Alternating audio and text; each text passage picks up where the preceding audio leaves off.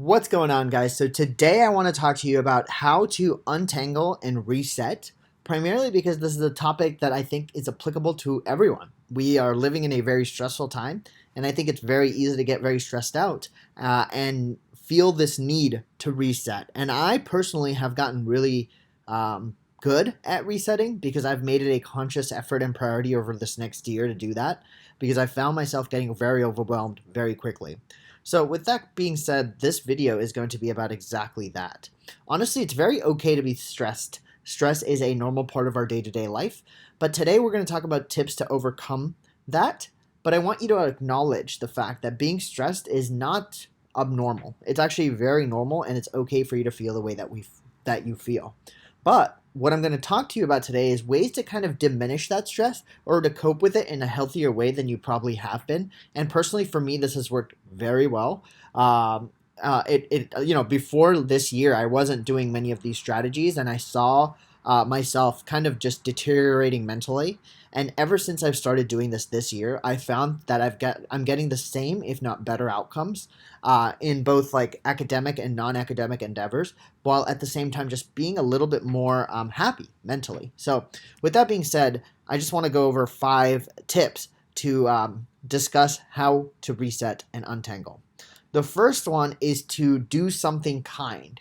You will be very surprised, but sometimes when you are stressed out of your mind and in the zone, it's primarily because you're so focused on one thing that you are unable to snap out of it. And so, to often get around this, I recommend to short circuit this by focusing on someone else. When you focus on someone else, you snap out of the circuit of always thinking about yourself and the stressors that in your life. And when you specifically do something kind, it's particularly rewarding because research has shown that doing something kind for someone else not only makes them feel better, but it makes us feel better because we made them feel better. So that's one of the reasons I recommend doing something kind and specifically doing it to someone else because it gets you to shift the focus from yourself to someone else, which helps you kind of short circuit the loop you're in. But secondly, by doing something kind to someone else, you actually make yourself happier. So for me personally, it sometimes comes down to small acts like sending an email to a friend or calling my friend up and wishing them a happy birthday, or even something small like talking about basketball or talking about the most recent game and complimenting someone on their ability to predict the score or something like that. By doing these small acts of kindness, I have consistently found myself to be a bit more happy, and you'd actually be really surprised at the responses I've gotten. Like today, I emailed someone wishing them good luck on their midterm because I had been working with them for a while, and I said good luck, and I am really impressed with the progress you made, and I just sent them that email. And just me knowing that about them made them feel very valued, and they're like, "Oh my God, you knew my test was tomorrow. This is very nice of you." And it made me feel good because I felt like I helped them. So this is the most useful tip I will recommend, and one of the things that we actually underestimate, and I recommend that you start doing it because it will definitely help you untangle and reset. The second thing is to leverage your positive control.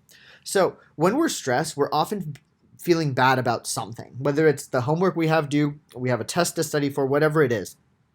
And this often makes us feel stressed because there's a certain amount of uncertainty with it. For example, when you have a lot of homework, there's this uncertainty of whether or not you're going to be able to finish all of it. When you have a test you're studying for, there's a certain amount of uncertainty about like, am I going to do well? And this causes a lot of risk, and that's often what causes stress. In business school, you learn that one of the ways to get around risk is to diversify. You want to not only put your bets on risky assets, but you also want to add in some less risky assets to decrease the risk that you're taking.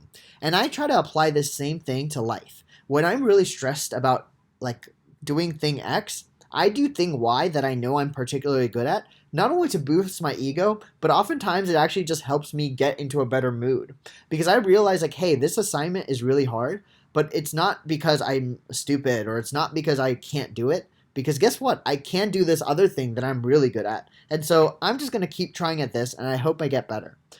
For example, for me, like my positive controls are usually like going on a run. So if I'm feeling like really dejected, I'll go on a run because at the end of that run, I feel good about myself because I'm saying like, oh my God, running always makes me feel like I can do anything because I finally accomplished this goal of running X number of miles.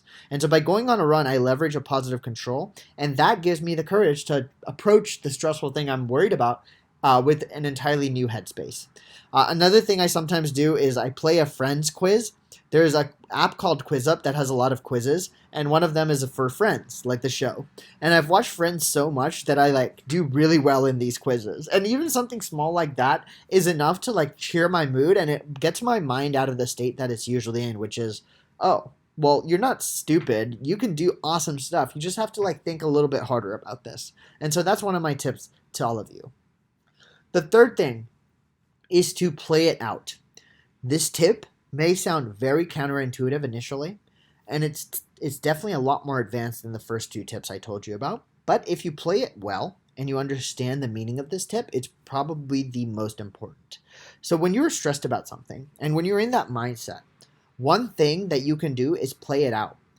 Think about what would happen if your worst fears came true. So for example, if you're stressed about all of the work you have to do, think about what would happen if you didn't do any of that work. Like, what's the worst case scenario that could happen? Like, you'll fail the assignment and then you'll fail the class. But guess what? Even if you failed the class, you're going to get a chance to take it again. Even if you failed the assignment, you're going to have a chance to recuperate.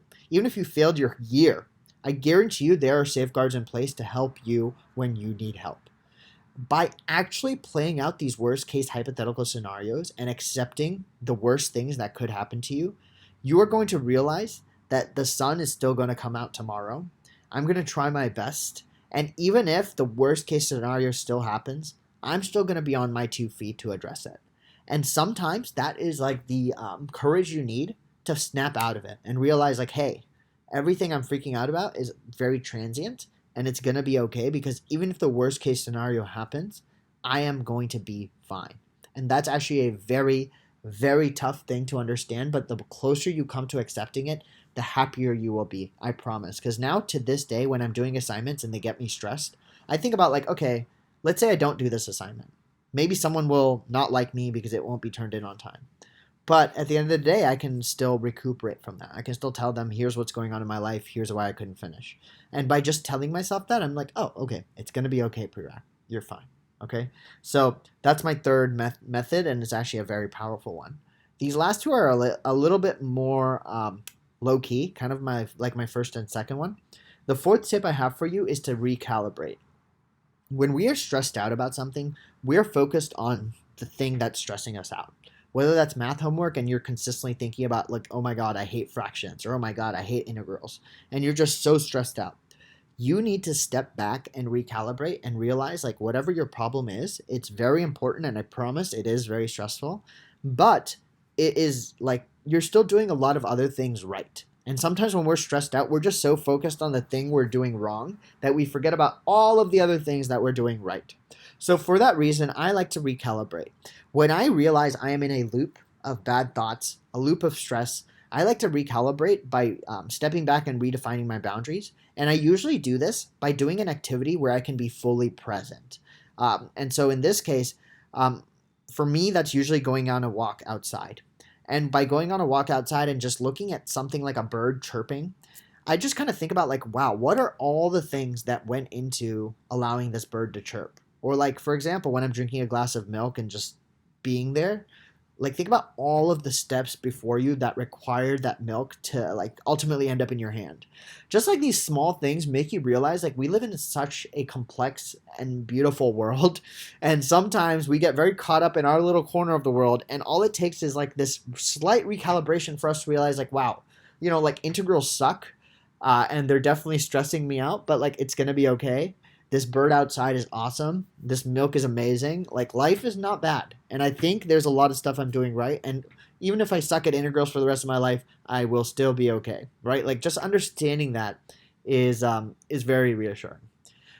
I'm going to end. The last tip is the most basic tip, but it's also the tip that's the most evidence-based and has been proven to help a lot of people when they're struggling with different aspects of stress.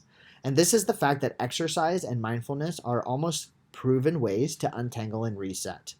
And the reason for this is because exercise and mindfulness both force you to be in the moment.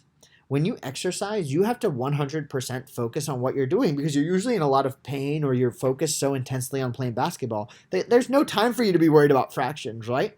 And that's actually what mindfulness is. Exercise is a form of mindfulness, but there's other types of mindfulness as well. You can be mindful when you're walking. You can be mindful when you're listening to music. You can be mindful even when you're reading a book. The whole point is by engaging in mindfulness, you force yourself to be fully engaged in whatever activity it is you're doing. So if you're finding yourself stressed out about fractions, why don't you go play basketball for a little bit? That's actually a form of mindfulness because you are going to be 100% present and focused on basketball. Or you might read a book. And when you're reading that book, don't worry about the work you have left to do. Just read the book. It's easier said than done, I know. But the more you embrace these things, the better you will perform. If you want to get educated about mindfulness, I've been doing a lot of reading. The great books about this include The Power of Now by Eckhart Tolle, Peace is Every Step from Thich Nhat Hanh, Waking Up by Sam Harris. These are all great books that teach you the power of our mind to function when you allow it to just focus on one thing at a time. So these are my 5 tips. You know, life is definitely overwhelming, but try to get over some of these things by doing something kind, making sure you leverage your positive controls, whatever they are, to snap out of things.